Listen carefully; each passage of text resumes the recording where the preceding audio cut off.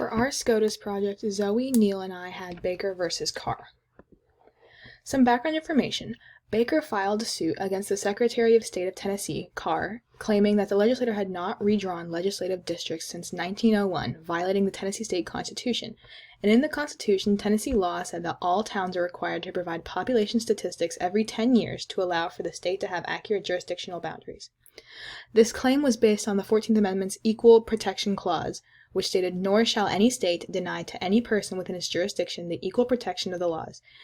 Baker argued that the changing demographic of the state shifted a large part of the population into the cities, thus diluting his vote and the vote of those in the urban parts of the state. The constitutional questions or issues at hand is, does the court have the jurisdiction over legislative reappointment? Some possible outcomes for this trial was, for Baker, that Tennessee would redistrict proportionally to the populations and where they were specifically. And for Carr, the Supreme Court would just not interfere with redistricting. Rural voting would continue to have significantly larger weight in the elections, and the lack of Scotus's jurisdiction would make gerrymandering easier for all states if they were not to be involved. The applicable law would be the 14th Amendment's Equal Protection Clause, which violated the Tennessee state constitution, which stated, "Nor shall any state deprive any person of life, liberty, or property without due process of the law, nor deny to any person within its jurisdiction the equal protection of the laws," as stated previously. Scotus's ruling was 6-2, not unanimous, for Baker, presented by Justice Brennan. The courts were reviewing the electoral districts. The state court had dismissed the case over jurisdiction. The district court was ruled that it should redistrict Tennessee until the General Assembly acts on the issue. In the diluting of the votes, this denied the 14th Amendment equal protection under law. Impact of this ruling. The impact was the redistricting allowed for more voter representation, as it allowed for a more equal representation and opportunity.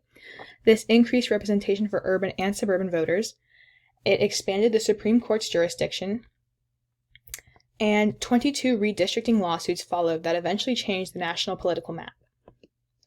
Two similar cases are Westbury versus Sanders in 1964, which was a Georgia resident, James Westbury, appealed to the Supreme Court because of the unproportionate congressional district size to their representatives. The Supreme Court ruled that the apportionment statute unconstitutional by Article 1, Section 2 of the Constitution. This resulted in the representatives of the House being proportionate to their population. Another similar case was Reynolds versus Sims in 1964. A group of Alabama voters challenged the Alabama legislature, which stated that counties were provided one senator no matter the population difference. The Supreme Court ruled in favor of the plaintiffs, stating that every citizen has a right to be represented fairly.